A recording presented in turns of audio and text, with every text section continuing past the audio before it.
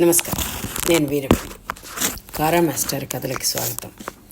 ఈసారి కాళీపట్నం రామారావు గారు రాసిన అర్థంగాని మానవ గాథ అనే కథ చెప్పుకున్నాం.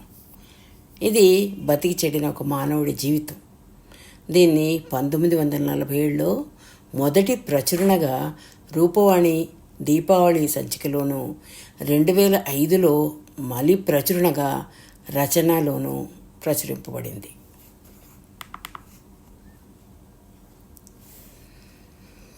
నారాయణ గారి తత్వం బతికినన్నాళ్లే కాకుండా చనిపోయాక కూడా ఆశ్చర్యకరమే అయ్యింది ఆ గ్రామవాసులకి.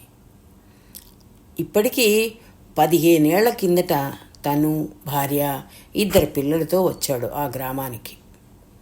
ఆ సరికి పెద్ద కుర్రాడికి 7 ఏళ్ళు, చిన్నవాడికి 5 ఏళ్ళు ఉంటాయి. సహజ కౌతుక స్వభావాలైన పల్లీయులు అతని చరిత్ర తెలుసుకోవడానికి అనేక రకాల ప్రయత్నాలు చేశారు. కానీ విఫలులయ్యారు. బొగట్టాలు లాగడంలోనూ ప్రచారం చేయడంలోనూ అసాధారణ ప్రజ్ఞ గల స్త్రీజనమే విఫలులైపోయారు. ఇందులో కిటికేమిటంటే నారాయణ గారు కానీ ఆయన భార్య కానీ ఎన్నడూ ఉబుసుపోక కోసరం కూడా బయటికి వచ్చేవారు కారు. పోతే మిగిలిన మార్గం ఆ పిల్లలను కంగించడం. వాళ్ళైనా అసాధ్యులుగా గోచరించారు. బాతాకాన్ని దించేసరికి పనుందండి అంటూ వెళ్ళిపోయేవారు. సుమారు 6 మాసాలు ఇలాగే గడిచిపోయాయి. విఫలులైన గ్రామీయులు ఈలోగా ఆ కుటుంబం బాహ్యగోచర ప్రమేయాల నుండి అతి ప్రయాసపైన సాధించిన చిన్న చిన్న బొగట్టాల నుండి వాళ్ళ ఊహాగాన నైపుణ్యాన్ని ఉపయోగించి ఒక కథ అల్లుకొని చెప్పుకుంటూ సంతృప్తిపడి ఊరుకున్నారు. ఆ కథ ఏంటంటే, వాళ్ళు బ్రాహ్మణులు, కాస్త ఉన్నవాళ్ళేను. సుమారు 80-90 తులాల బంగారం బ్రాహ్మణి ఒంటి మీద ఉంది. ఆయన ఏదో పెద్ద ఉద్యోగమే చేసేవాడట. ఆ యజమానితో రగడ వచ్చి విడిచిపెట్టేసి ఇలా వచ్చాడట. ఇక్కడ ఒక కథాంతరం ఉంది. ఏదో పెద్ద ఉద్యోగం చేసి ఉండడం ఖాయమే. కానీ ఆ ఉద్యోగం పెట్టడానికి విడిచిపెట్టడానికి కారణం అది కాదు. లంచాలు బాగా తినేవాడట. ఏదో లంచం కేసులో పట్టుబడి జైలుకి వెళ్ళి ఆ మత్యం ఆపుకోవడానికి ఇలా అజ్ఞాతవాసం చేస్తున్నాడట. ఆ నున్నని తల, ఆ సన్నని మీసం వాటి చిహ్నాలేనట. పై 2 కథాంతరంలోనూ రెండవది ఎక్కువ ప్రచారంలో ఉండేది. ఏదేమైనా మనుషులు మాత్రం చాలా మంచివారు. ఎదుటివారికి మర్యాద ఇచ్చి మర్యాద పుచ్చుకుంటారు. వాళ్ళు ఒకళ్ళ జోలికి పోరు, ఇంకొకరిని తమ జోలికి రానియరు. ఇది కథ. తర్వాత కథ అందరికీ తెలుసు. తమ పొరుగు శ్రీరాములు నాయుడు గారితో చేయి కలిపి వర్తకంలో వంతు తీసుకున్నాడు. శ్రీరాములు నాయుడు గారు ఆ ప్రాంతాల ప్రసిద్ధికెక్కిన పొగాకు వేరుశెనగ వర్తకులు. చాలా మంచివాడు, మితభాషి. ఎవ్వరితో జోక్యం కలిగించుకున్న వ్యవహార రీత్యా ఎంతవరకు మాట్లాడాలో అంతవరకే మాట్లాడతారు. బహు ఖచ్చితమైన వ్యక్తి, మంచి వ్యవహారకర్త. 3 ఏళ్ళు కావచ్చు శ్రీరాములు నాయుడు గారితో కలిసి వర్తకం చేశాడు. 3 ఏళ్లలోనూ 3,000 సంపాదించాడు. ఆ తర్వాత విడిపోయి వేరే వర్తకం పెట్టాడు. మరి అప్పటి నుంచి అతని ఆదాయం సంగతి ఎవ్వరికీ తెలియదు. కానీ మొత్తం ఆస్తంతా నేటికి 20,000కు తక్కువ ఉండదని అంచనా. ఇక ఖర్చు విషయంలో పిసినారని చెప్తారు. దానికి కారణాలు భార్య పుట్టెడు జబ్బుతో బాధపడుతుంటే ఏవేవో మందులు మాకులు తనే ఇచ్చాయట. కానీ ఎంతమంది చెప్పినా విశాఖపట్నం కాకపోతే అదే పోయాను, దగ్గర హాస్పిటల్కైనా తీసిపోలేదు. చివరికా ఇల్లాలు ఇలానే పోయింది పాపం. ఆమె పోయి అంతా 2 ఏళ్ళు అయింది. ఆ కొడుకుల విషయంలోనూ అంతే. పెద్దవాడు స్కూల్ ఫైనల్ పాస్ అవ్వగానే అనిపించేశాడు. పాపం ఆ కుర్రాడు పై చదువుల కోసం చాలా ప్రయత్నాలు చేశాడు. కానీ లాభం లేకపోయింది. చివరికి విసిగి టైపు షార్ట్ హ్యాండ్ నేర్చుకొని ఏదో ఫామ్లో స్టెనోగ్రాఫర్గా కుదురుకున్నాడు. 4 ఏళ్ళయి. తర్వాత రెండోవాడు కూడా స్కూల్ ఫైళ్ళు పాస్ అయ్యాడు. వాడి చదువు కూడా ఆపేయబోతే పెద్దవాడు అడ్డుపడి తను చదివిస్తానంటూ వాణ్ణి తనతో తీసుకుపోయాడు. వాళ్లకు దమ్మిడి పంపడు, దమ్మిడి అడగడు. తల్లి అంత జబ్బుతో బాధపడుతున్నా ఇలా ఉందనైనా రాశాడు కాడట. కొడుకులు తర్వాత ఇంకో గడియో క్షణమో అనగా టెలిగ్రామ్ ఇచ్చి తెప్పించట. అప్పుడు ఇంకేముంది, అంతా చేయి జారిపోయే. పెద్దవాడు కోపాన్ని నిలదొక్కున్నా చిన్నవాడు 4 దులిపేశాడు, నీ పిసినారితనం మండా అని. తర్వాత తన జబ్బులో కూడా ఈ పిసినారితనమే చూపించాడు. కానీ తీరా చనిపోయాక చూస్తే అదే ఆశ్చర్యం వేస్తుంది. అతను చనిపోయిన మర్నాడు ఆ ఆశ్చర్యకరమైన విషయం బయటపడింది. అసలు గందరగోళం అతను చనిపోయిన నాడే బయలుదేరింది.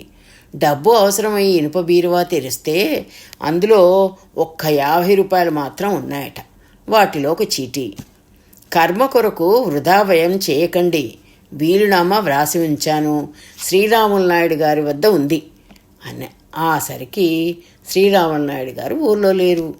టెలిగ్రామ్ పైన మర్నాటికి కానీ వచ్చారు. సీలు వేయబడిన కవర్ విప్పి చూశారు. అందులో రిజిస్టర్ చేసి అట్టే పెట్టిన వీలునామా ఉంది. బ్యాంకులో ఉన్న 18,000 రూపాయలు నా స్వార్జితం. అందులో ఒక్క దమ్మిడి అయినా కొడుకుల పేరు రాయలేదు. ఆ సొమ్మంతా ఊళ్ళో ఉన్న పాఠశాలను పునర్నిర్మించడానికి విరాళంగా ఇస్తూ 3 ధర్మకర్తలను నియమించాడు.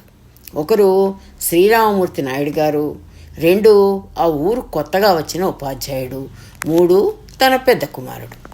ఈ వీలునామా విన్న వారందరికీ ఆశ్చర్యంలో ముంచేసింది. పెద్ద కుమారుడు మాత్రం ఆశ్చర్యపోలేదు. అతడు వీలునామా కన్నా ముందే తండ్రి రాసిన ఉత్తరం చదువుకున్నాడు. చిన్నవాడు అర్థం చేసుకోలేడు, నువ్వైనా అర్థం చేసుకుంటావని నమ్మకం లేదు, కానీ ఆశ మాత్రం ఉంది. నీకు నా చిన్నతనము కాదో తెలియదు, నీకే కాదు ఈ ప్రాంతాలు ఎవరికీ తెలియదు. నేను వట్టు అదృష్టహీనుణ్ణి. ఎందుచేతనంటే లక్షాధికారి కడుపున పుట్టాను. ఆ లక్షాధికారైనా జ్ఞానమున్న మనిషి అయితే బాధ లేకపోను. నేను లక్షాధికారి బిడ్డననే జ్ఞానం నేను 4వ ఫారం చదువుతుండగానే కదిలింది. అందుచేత నేను చదువుకోవలసిన అవసరం లేదనే నిర్ణయానికి చాలా వేగమే వచ్చేశాను. 1,00,000 రూపాయలు జీవితాంతం వరకు కూర్చుని తిన్నా సరిపోతాయి అని లెక్క కట్టడానికి ఈ చదువు చాలు కదూ అనుకున్నాను. తర్వాత మా నాన్న పోయాడు. 6 మాసాలకు అమ్మ పోయింది. 1,00,000 రూపాయలు నా చేతబడ్డాయి. కానీ జీవితాంతం వరకు సరిపోతుందనుకున్న డబ్బు జీవితం ఆరంభించిన కొద్ది సంవత్సరాలకే శూన్యమవటం ఆశ్చర్యకరం. కారణం గ్రహించావా? మా నాన్న డబ్బైతే గడించి ఇచ్చాడు, కానీ ఖర్చు పెట్టడం, సక్రమమైన మార్గంలో వినియోగించడం నేర్పలేదు. జరిగిందేమంటే, తమ్ముడు పుట్టిన సంవత్సరం మీ అమ్మ జబ్బు పడిపోయింది. జబ్బు నుంచి లేచేసరికి చాలా అసహ్యంగానూ ముసలిదానిగానూ అగుపించింది నా కంటికి. అప్పటికి నాకు 25 ఏళ్ళు. నా సౌందర్య తృష్ణ ఇనుప బీరువాల్లోంచి ప్రవాహాన్ని బయలుదేరదీసింది. ఇది ఒక మార్గం. నా బీరువా చాలా త్వరగా ఖాళీ అయిపోతుండడం గమనించి అంతకన్నా ఎక్కువ వేగంతో నిండే పద్ధతి కూడా అవలంబిస్తే బాధలేదు కదా అని సదుద్దేశంతో గుర్రపందాలకు బ్రాకెట్లను ఆశ్రయించాను. ఇది 2వ మార్గం. 3, మా పై వాటిలో కష్టనష్టాల నిష్ఠూరాలను మర్చిపోవడానికి నిషాను ఆశ్రయించాను. చచ్చు 1,00,000 రూపాయలనగా ఎంత? 4 ఏళ్లలో శూన్యమైపోయింది. ఇంతలో ఒక సంఘటన ఫలితంగా నా కళ్ళు తెరవబడ్డాయి. కానీ అప్పటికీ మిగిలిందేమీ లేదు. సిగ్గు విడిచి చెప్పుకుంటే మా ఇరువురి శరీరాల్లో పుట్టెడు రోగాలు మాత్రం ఉన్నాయి. ఇంకా పోతే 1,00,000 రూపాయలు ఖర్చు పెట్టి సంపాదించింది కొద్ది అనుభవ జ్ఞానం మాత్రం మిగిలింది నాకు. చివరకు దాన్ని ఉపయోగించే పునర్నిర్మాణాన్ని ఆరంభించాను. ఉన్న లొడ్డు లొసుగు తెగ నమ్మితే 3,000 రూపాయలు వచ్చాయి. అందులో కొద్దిగా ఖర్చు పెట్టి కొన్ని గిల్టు నగలు కొన్నాను. ఆ స్టంట్ వేషంతో కొన్ని 100 మైళ్ళు దాటి ఈ ఊరు వచ్చేసాం. గ్రహగతి మారటం చేతనో లేక నా పురుష ప్రయత్నం చేతనో మళ్ళా తల ఎత్తాను. నా జీవితమల్లా విచారించిన విషయం ఒక్కటే, అది నే చేసిన పొరపాటు గురించి. ఆ పొరపాటు ధనం వ్యయం చేయడం కాదు. వెధవ ₹1,00,000 పోయినందుకు నేనొక్కనాడూ విచారించలేదు. నా ఆరోగ్యం పాడైంది. నా ఆరోగ్యమే కాదు, నా ఇల్లాలు ఆరోగ్యం కూడా ధ్వంసమైంది. బతికినన్నాళ్ళు ఎప్పుడీ ప్రాణాలు పోతాయా అని లోలోన నరకయాతన పడ్డాను. అనుక్షణం దీనికంతటికీ అసలు కారణమైన మా తండ్రిని శపించేవాణ్ణి. అతన్ని కాకపోతే అతని మూఢత్వాన్ని, మా రోగం మందులకు లొంగని రోగం, అందుచేత మీ తల్లి జబ్బులో హాస్పిటల్కు తీసుకెళ్ళలేకపోయాను. మీ తల్లే బలవంతంగా నిరాకరించింది. నేను కూడా చివరకు మహాయాతన, నా పాపాలకు తగిన శిక్ష అనుభవించాను. అయితే పెదవి కదపలేదు. నేను చనిపోయే ముందు ఆలోచించాను. మా తండ్రి చేసిన పొరపాటే నేను చేయదలుచుకోలేదు. మిమ్మల్ని మీ అంతట మీరే బతికే స్థితికి తెచ్చాను. అంతే మీకు నేను చేయవలసింది. ఈ పాఠం నేను తదితర జీవాల నుండి నేర్చుకున్నాను. సృష్టిలో ఒక మానవుడు తప్ప తదితర జీవులన్నీ బిడ్డలకి చేసేది అంతవరకే. స్వార్జితం కాని విత్తం మనిషి పాలిట భయంకరమైనది. అందుకే అది సత్కార్యంకు వినియోగిస్తున్నాను. దీనిని అపార్థం చేసుకోబోకు. ఈ ఉత్తరం ఒక పెద్ద కుమారుడు తప్ప ఇంకెవ్వరూ చదవలేదు. ఆ ఉత్తరం అతను జాగ్రత్తగా భద్రపరిచేశాడు. నారాయణ గారి తత్వం గ్రామీణులకు మాత్రం నాటికి నేటికి ఊహ్యంగానే మిగిలిపోయింది. ఇదండి కారా మాస్టర్ కథ.